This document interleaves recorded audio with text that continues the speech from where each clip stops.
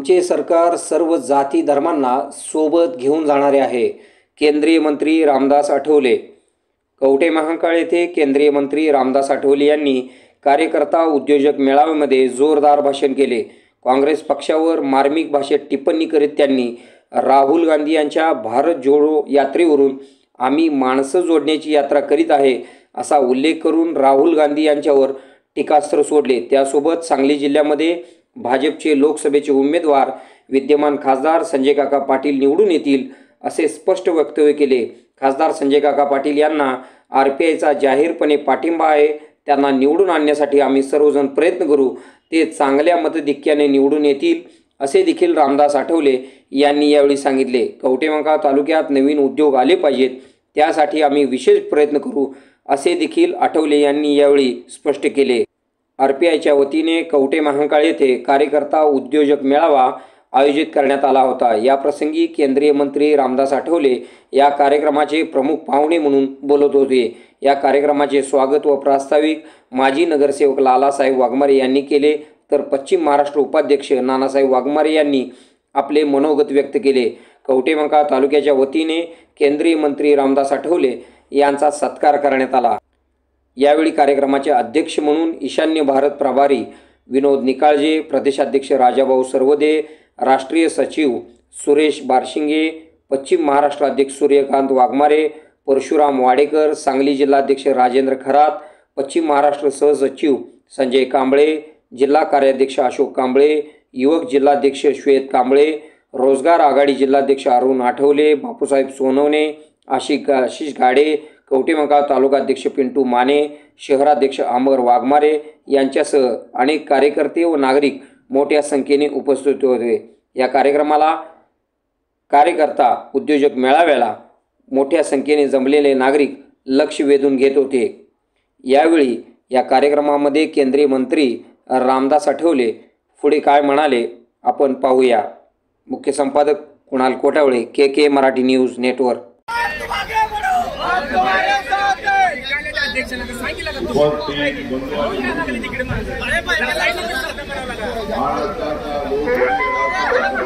Shivaji Maharaj, Mahatma Jyotiba Phule, Bharat Ratna doctor Babasaheb Ambedkar, Ahilyadevi Holkar, लोकशाहीर अण्णाभाऊ साठे या महामानवाला विनम्र भावे अभिवादन करू. कवठे महांकाळला आलेली आहे माझी गाडी. कवठे महांकाळमध्ये आलेली आहे माझी गाडी, कारण माझ्या गावाचं नाव आहे ढालेवाडी.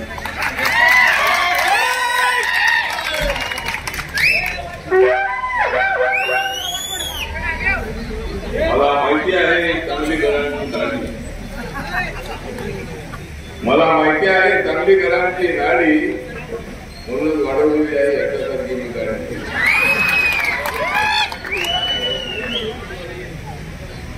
आज या ठिकाणी रिपब्लिकन सरकारच्या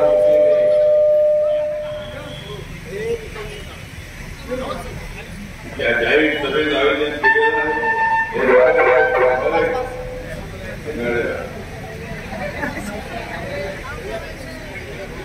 आणि अचानक बऱ्याच दिवसापूर्वी ही डेट जाहीर करण्यात आली होती. अचानक परवा आचारसंहिता लागू झाली.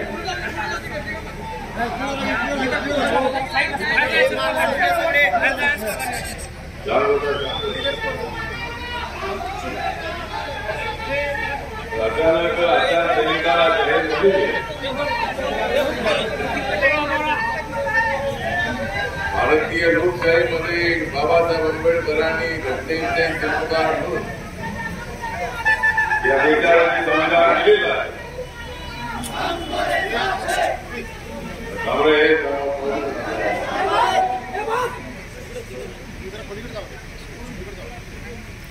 त्या संविधानाप्रमाणे 5 वर्षानंतर एकदा निवडणुकीत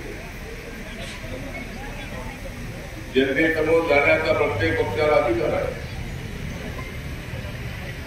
एक तर रिपब्लिकन पक्षाची स्थापना करण्यापूर्वी बाबासाहेब आंबेडकरांच्या समोर एक दर्शन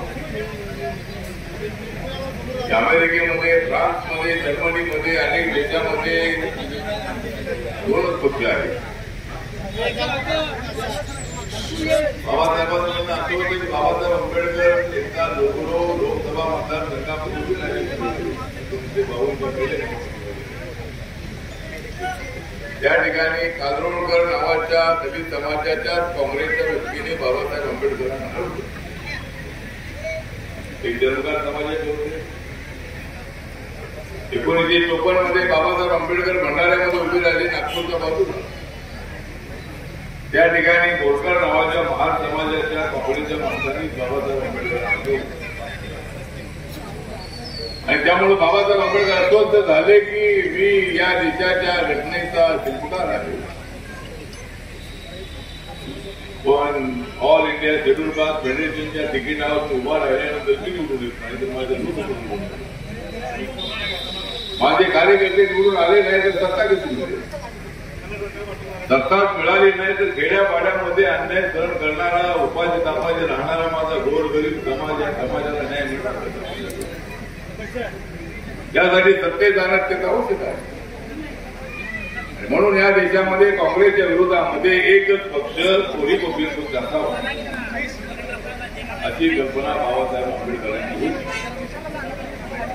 त्यांनी राम मनोहर लोहिया यांना पत्र लिहिलं. समाजवादी पार्टीचे नेते त्या काळामध्ये ती चर्चा पुढे गेली नाही. ठीक आहे, बाबासाहेब आंबेडकरांची भूमिका व्यापक होती की माझ्या पक्षामध्ये माझा पक्ष तो सर्वांचा पक्ष व्हावा. तो फक्त दलित समाजाचा पक्ष आहे. फक्त दलितांच्या मतावर या लोकशाहीमध्ये निवडून येणं अशक्य आहे. त्यामुळे मराठा समाज असेल, मुस्लिम समाज असेल, ब्राह्मण समाज असेल, धनगर समाज असेल, माळी समाज असेल, बौद्ध समाज असेल किंवा कुठलाही समाज असेल, या सर्व समाजाच्या पाठिंब्याशिवाय आपल्याला निवडून येता येणार नाही. आणि भारतीय लोकशाही एवढी स्ट्रॉंग आहे, एवढी सक्षम आहे. आपल्याला माहित आहे की 1998 मध्ये रिपब्लिकन पक्षाचे 4 खासदार निवडून आले. मी मुंबईमधून निवडून आलो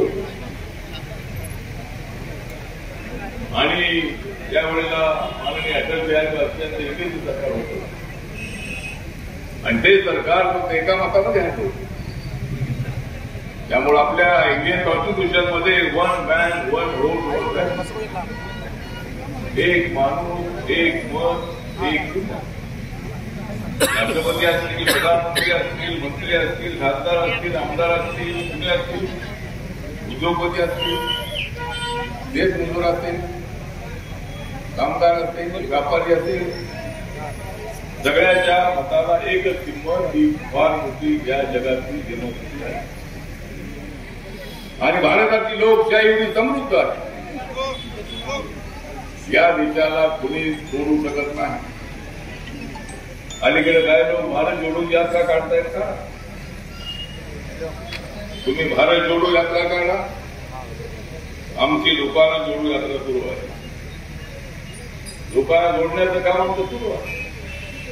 नरेंद्र मोदींच्या नेतृत्वाखाली आम्ही काम करतो आहोत. नरेंद्र मोदी यांनी या देशाला एक विकासाची दिशा दाखवली. पूर्वी काय झालं नाही असं आमचं म्हणणं नाही. पूर्वीच्या लोकांनी कामं केली, त्यांनी एवढी कामं केली नव्हती आणि म्हणून नरेंद्र मोदींना या जनतेने सत्ता दिली. आमचं सरकार हे हिंदू, मुस्लिम, शीख, इसाई, बौद्ध, जैन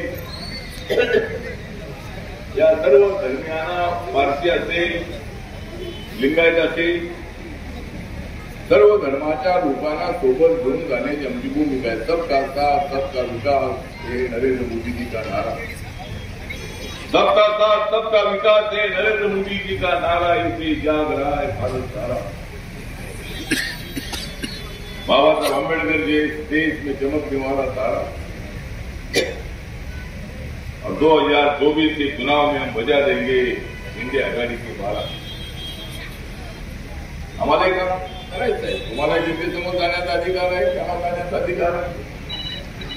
आम्ही 10 वर्षामध्ये काय केलेलं आहे, आता आम्ही या रस्त्याने आलो. तुम्ही सांगलीवरून पंढरपूरला जाण्यासाठी, सोलापूरला जाण्यासाठी 6 तास लागायचे. आता सांगलीवरून निघालो की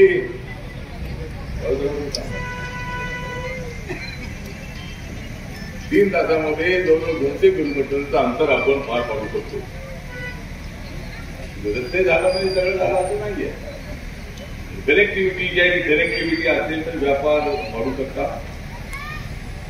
या कवठे मंकाळमध्ये काय व्यापार वाढले पाहिजे, त्या छोटे उद्योग आले पाहिजे. सरकारच्या वतीनं आपण प्रयत्न करायला हरकत नाही. आपण काय प्रोजेक्ट आमच्याकडे आणायला हरकत नाही. भारत सरकारकडे, राज्य सरकारकडे आपल्या सुशिक्षित तरुणांनी आपल्या तालुक्यामध्ये चांगले उद्योग 50, 100, 200, 300 लोकांना रोजगार मिळेल अशा पद्धतीने काय उद्योग आणले पाहिजे. एका सेमीचा एक असे आहे, 1 कोटीचा प्रोजेक्ट असेल तर त्यामध्ये 90,000 रुपये सबसिडी आहे, 10 लाख रुपये भरायचे. आणि ग्रामीण उद्योग आहे तो जवळजवळ 100-125 लोकांना त्या ठिकाणी 18,000 रुपये महिन्याला पगार मिळतो. माझ्या मंत्रालयाची व्यतिरिक्त फंड नावाची स्कीम आहे, जवळजवळ 15 कोटीपर्यंत आम्ही पैसे देतो. त्यामध्ये 40-50 लोकांना नोकरी मिळते. आपण प्रयत्न करायचे आहेत. आपण आम्हाला शिकवायचं आहे की भारत सरकारकडून आपल्याला काय हवं आहे. मी आज तालुक्याचा आहे. झाल्यानंतर माझ्या गळ्यामध्ये फार मोठी पडली. या ठिकाणी माझ्या गळ्यामध्ये पडली फार मोठ्या फुलांची माळ. त्या गावाचं नाव आहे कवठे मंकाळ. मी तर आहे तुमच्या तालुक्यातलं बाळ. माझी कायमची सोडली आहे सांगली जिल्ह्याची ना. आपण सर्वांनी चांगलं काम करायचं आहे. ये या हमारे लाला और नाना, एका बाजूला लाला, दुसऱ्या बाजूला नाना. इसलिए मेरा इधर हुआ माना. अभी मुझे महाराज पकड़ने के लिए जल्दी है, गरज में जाना. अरे 2 तरुण अत्यंत ऍक्टिव्ह असणारे असे तरुण. आणि याच्या सभेची खासियत ही आहे की आचारसंहित असतात. आपण या ठिकाणी मोठ्या संख्येने आलेली आहात. विशेष गोष्ट ही आहे की महिलांची संख्या मोठी आहे. अर्ध्या पुरुषांना अर्ध्या महिला नाही.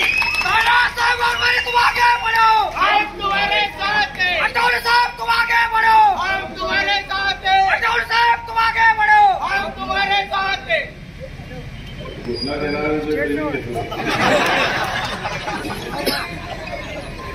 महिलांमध्ये अर्ध्या महिलांना 1/3 आरक्षण मिळालेलं आहे. 50% आरक्षण लोकल बॉडीमध्ये आहे. ग्रामपंचायत, नगरपालिका, पंचायत समिती, जिल्हा परिषद, महानगरपालिका या ठिकाणी 50% आरक्षण आहे. पण आता लोकसभेमध्ये आणि विधानसभेमध्ये 33% महिलांना पुढच्या निवडणुकीमध्ये संधी मिळणार. 2029 मध्ये 5 ते 43 पैकी जवळजवळ 81 महिलांना तिकीट देणार आहे. सगळ्या पक्षांना महिलांना तिकीट द्यायला आणि महिला ज्या आहेत त्या महिला अत्यंत सक्षम बनवणं हे आमचं महत्वाचं कर्तव्य आहे. बेटी बचाओ बेटी पढाओ, समाज बाबत ते मत करावं. बेटी बचाओ बेटी पढाओ. सगळ्या मुलींना शिक्षण दिलं पाहिजे. अलीकडे मुली एकदम हुशार आहेत. 10वी मध्ये, 12वी मध्ये, मेडिकल मध्ये, IAS मध्ये, IPS मध्ये, IRS मध्ये मोठ्या प्रमाणामध्ये महिलांची मुलींची संख्या जास्त आहे. आणि आमच्या सरकारचं विजन आहे महिलांना न्याय देणे आमचं कर्तव्य आहे. भ्रूण हत्या थांबवणं हे आमचं काम आहे. समाजामध्ये महिलांना जी किंमत आहे ती किंमत आपण दिलीच पाहिजे. पुरुषांपेक्षा जास्त किंमत दिली पाहिजे. लग्न झाल्यानंतर बायकोच ऐकायचं बायकोचं थोडं थोडं ऐकायचं आहे, आई जास्त ऐकायचं आहे. बायकोचं ऐकलं पाहिजे. म्हणजे संसार जर सुखामध्ये चालवायचं असेल तर बायकोचं ऐकलं पाहिजे. जास्त बायको सांगत असेल तर बायकोचं ऐकता कामा नये. थोडं थोडं ऐकायचं. आपण सर्वांनी शिक्षणामध्ये आता आघाडी घेतली आहे. अनेक आपल्या समाजाची मुलं माझ्या मंत्रालयाच्या माध्यमातून Australia, America, Germany, France, Ukraine, सध्या युक्रेनला पण जाऊ नका सुरू आहे. पण अनेक ठिकाणी मुलाला 40 लाख, 50 लाख, 60 लाख, 70 लाख, 80 लाख, 90 लाख, 2 वर्ष, 3 वर्ष, 4 वर्षाचे आम्ही पैसे देतो. अनेक सरकारच्या योजनांचा आपण फायदा उठवला पाहिजे. छोटे मोठे उद्योग आपण काढले पाहिजे आणि त्यासाठी आमचं सरकार आहे. माननीय नरेंद्र मोदींनी जवळजवळ 80 कोटी लोकांना पुढची 5 वर्ष फ्रीमध्ये अनाज धान्य देण्याचा निर्णय घेतलेला. कोरोनाच्या काळापासून सरकारने जर मदत केली पण अनेक व्यापाऱ्यांनी, अनेक गोरगरिबांना मदत करण्याचं काम अनेक लोकांनी केलेलं आहे. अनेक एनजीओनी केलेलं आहे. अनेक उद्योगपतींनी केलेला, दुकानदारांनी केलेला. आपल्या पोटचा जो एखादा घात आहे तो काढून दुसऱ्याला देण्याचं काम त्या काळामध्ये झालेलं आहे. कोरोनाच्या काळात अचानक चायनामधून कोरोना आपल्या देशामध्ये आला आणि कोरोना जात नव्हता म्हणून मी घोषणा दिली होती. ताजमहल हॉटेलपासून इंडिया गेट ऑफ इंडियापासून go corona, go corona, go corona, go. आज कोरोना आपल्याला पाहायला मिळत नाही, परंतु अलीकडे आपली शेती सुद्धा जी ऑर्गॅनिक शेती आपल्याला करण्याची आवश्यक आहे. लस वगैरे टाकलं पाहिजे, परंतु त्या खतामुळं जे कॅन्सरचे जे प्रमाण आहे वाढलेलं आहे खेड्यापाड्यामध्ये. पहिल्या वेळेला जर कळलं तर त्याचा रोग बरा होतो. अचानक अनेक लोकांना कॅन्सर अचानक झालेलं डिटेक्ट होतं आणि त्यामध्ये आपली माणसं आपल्याला आपण आपल्या शरीराकडे लक्ष दिलं पाहिजे. डॉक्टरचा सल्ला नेहमी घेतला पाहिजे. वेळेवर औषध आपण घेतलं पाहिजे. पण वेळेवर औषध आपण डॉक्टरचं घेतलं पाहिजे. रात्रीचं औषध वेळेवर घेता कामा नये. औषध घेतलं पाहिजे आपण सर्वांनी. आणि आपण सुद्धा सगळ्या लोकांना जिथं आपली आरकेची महाग आहे त्या ठिकाणी मेडिकल हेल्थ जी आहे ती सुद्धा आपण लोकांना कुठून मिळून देऊ. सरकारने अनेक योजना आहेत. आमच्या सरकारने आयुष्यमान भारत योजना सुरू केलेली आहे. एका कुटुंबाला एका वर्षाला 5 लाख रुपये देण्याची स्कीम आहे. आणि आपण कार्ड काढलं पाहिजे. वस्तीमध्ये जो कुठल्याही जातीचा माणूस असेल त्या कॅटेगरीमध्ये बसणाऱ्या लोकांना कार्ड काढून दिलं. एका वर्षामध्ये 5 लाख रुपये आपल्याला त्या मेडिकल ट्रीटमेंटसाठी मिळतात. अनेक योजना आहेत. मुख्यमंत्री निधीतून पैसे मिळतात, प्रधानमंत्री निधीतून पैसे मिळतात. जर आपल्याला हार्ट ऑपरेशन करायचं असेल, वॉल्व ऑपरेशन करायचं असेल तर पैसे मिळतात आणि संस्था आपल्याला मदत करत असतात. त्यामुळे लोकांना मदत करण्याच्या दृष्टिकोनातून आपल्याला प्रयत्न करण्याची आवश्यकता आहे. त्यासाठी आज या ठिकाणी ही सभा होते. या तालुक्याकडे पंचायतचं जे पाणी आलेलं आहे ते पाणी हे पूर्ण अजून म्हणजे पुढे पडत नाही. म्हैसाळचं पाणी अजूनही जास्तीत जास्त आलं पाहिजे. पिण्यासाठी पाणी, जनावरांसाठी पाणी, शेतीसाठी पाणी. आपला भाव कसा कसा पुरून जाईल या दृष्टिकोनातून आपल्याला आपली स्थिती जी आहे ती स्थिती बनवली पाहिजे. आणि आपला भाग जो आहे हा भाग अत्यंत डेव्हलप करण्यासाठी, स्थिती डेव्हलप करण्यासाठी आपल्याला पुढे नेण्याची आवश्यक आहे. हळूहळू चांगली प्रगती होते. हॉटेल होते सांगून हॉटेल चांगलं होतं. म्हणजे अलीकडे हॉटेल सुद्धा आपल्या रोड 15 रोड कपडा रोड, कोकळ्या रोड, अद्भुत रोड. रोड अलीकडे छोटाच आहे पण रोड एकदम चांगला रोड आहे. आणि अर्ध्या तासामध्ये अजून अलीकडे हळूहळू चांगली प्रगती होती आहे. परंतु अजून एक माणूस खेड्यापाड्यातला, शहरातला, झोपडपट्टीचा उपाय करता कामा तिकडे सुद्धा आरपीआयच्या कार्यकर्त्यांमध्ये लक्ष असलं पाहिजे. बऱ्याच वेळेला अचानक विधवा महिला होती, अचानक ऍक्सिडेंट मध्ये अनेक लोक जातात. आज एक आमचा राजेश शिंदे नावाचा एक आमचा देशमुखाचा कार्यकर्ता 22 वर्षाचा होता, मृत्यूमुळे झाला होता आणि पुण्यामध्ये नोकरीला होता आणि काय तेवढं बरं नाही म्हणून तो अचानक जेसीबीला आला आणि अंगामध्ये काय त्याला एकदम अस्वस्थ झालं. अंगामध्ये त्याला एक त्रास होऊ लागला. हॉस्पिटलमध्ये गेलो. मला त्याचा फोन आला. माझ्याकडे फोन असला मी उचलतो. दारू डॉक्टरांना सांगितलं पण ते काय यातून तो राहू शकला नाही.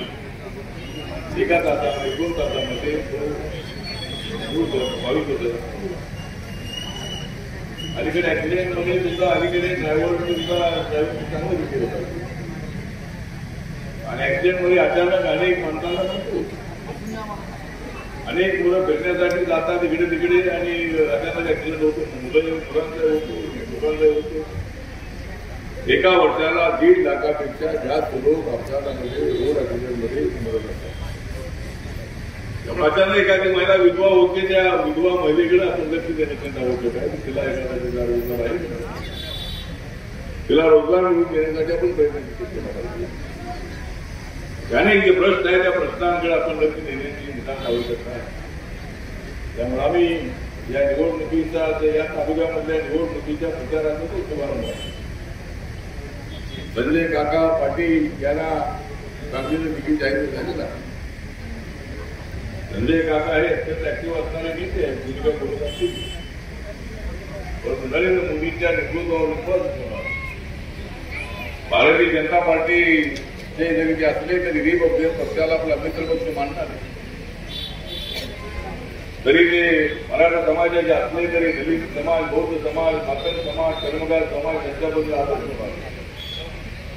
अशा पद्धतीची ते नेते आहेत आणि ज्यांना यावेळेला कसल्याही परिस्थितीमध्ये नरेंद्र मोदींना आपल्याला तिसऱ्यांदा प्रधानमंत्री बनवायचं आहे. नरेंद्र मोदींना तिसऱ्यांदा प्रधानमंत्री बनवायचं आहे आणि या पक्षाला सुद्धा मंत्री करायचं आहे. त्यामुळे मंत्रिमंडळात आपली आली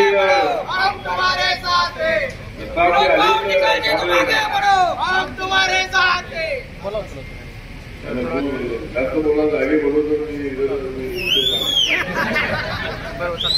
ठीक आहे सर. या ठिकाणी वेळ झालेले जायचं आहे पण अनेक आपले प्रश्न आहे. आपण काय निवेदन माझ्याकडे असल्या द्यावीत नंतर माझ्याकडे पाठवावी. नक्की आपल्याला जी काही मदत करणं शक्य म्हणून आम्ही करणार आहोत.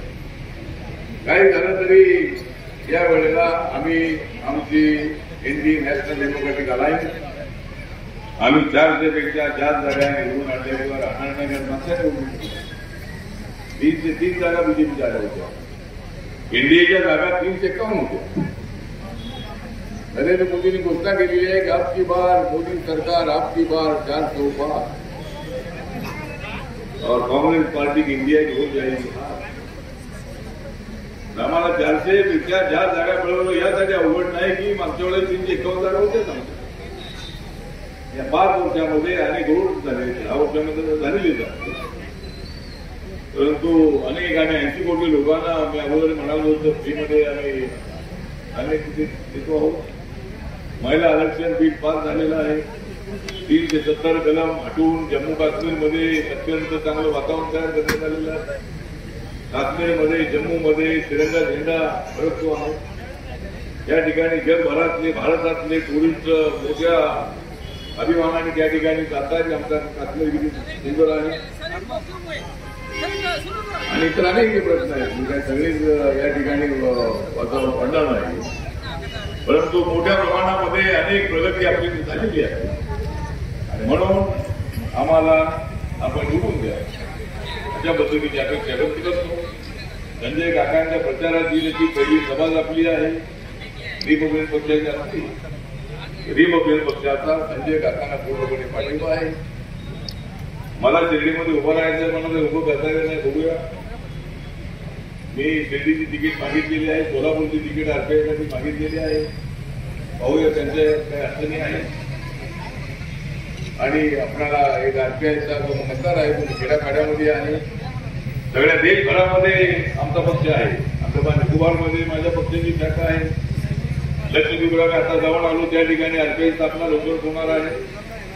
साऊथ इंडियामध्ये, नॉर्थ इंडियामध्ये, वेस्ट बेंगॉल असेल, ओडिशा असेल, छत्तीसगड असेल, मध्य प्रदेश असेल, राजस्थान असेल, तामिळनाडू असेल, कर्नाटक असेल, तेलंगणा असेल, आंध्र प्रदेश असेल, अशा अनेक सगळ्याच राज्यामध्ये रिपब्लिकन पक्षाच्या शाखा मंत्री बनण्याची संधी मिळाली म्हणून मी माझा पक्ष वाढलेला आहे. त्याच्या अगोदर कांकरपासून मी देशभरामध्ये फिरत होतो. त्यामुळं आज या ठिकाणी आपण सगळे मोठ्या संख्येने आपण जमा झालेले आहात. या ठिकाणचा मराठा समाजाच्या आरक्षणाला रिपब्लिकन पक्षाचा पूर्णपणे पाठिंबा. मराठा समाज हा जो गरीब मराठा कुटुंब आहे, त्या गरीब मराठा समाजाला आरक्षण मिळालं पाहिजे म्हणून जरांगे पाटील यांची मागणी आहेच आहे. अनेक वर्षांपासून मराठा समाजाच्यासाठी मोठ्या प्रमाणामध्ये आंदोलन सुरू झालेलं आहे. यापूर्वी 5-5 लाख 10 लाखाचे लोक एका जिल्ह्यामध्ये निघाले होते. समाजाचे रस्ते घोषणा न देता अत्यंत शांततेच्या मार्गाने मुली पुढे यायच्या, निवेदन वाचून दाखवायच्या. आता माननीय मनोज जरांगे पाटील यांच्या आंदोलनामुळं मराठा समाज घडवून झालेला आहे. त्यांच्या पाठीशी मराठा समाज मोठ्या ताकदीने उभा राहिलेला आहे. त्यांचं त्यांच्या गावी उपोषण चालू असताना एकदा मी त्यांना भेटून आलो होतो आणि पूर्वीपासून मी मागणी केलेली आहे, मराठा समाजाला आरक्षण मिळालं पाहिजे, गरीब मराठा कुटुंबाला आरक्षण मिळालं पाहिजे, ही मागणी सर्वात अगोदर आपण केलेली आहे. त्यामुळे आपले अनेक प्रश्न आहे, त्या प्रश्नांसाठी आपल्याला काम करायचं आहे. त्यामुळे आज या ठिकाणी भव्य सभा जी आहे की रिपब्लिकन पक्ष गरिबांचा पक्ष आहे. रिपब्लिकन पक्ष हा तसा सर्वसामान्य माणसांचा पक्ष आहे आणि तरी आपण ही सभा अत्यंत चांगली या ठिकाणी बोललेली आहे. याबद्दल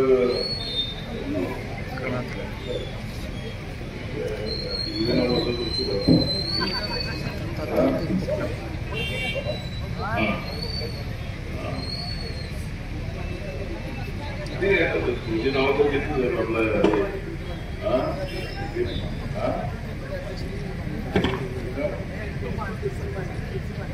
चिंटू माने, पूरी माने ना माने लेकिन ये चिंटू माने.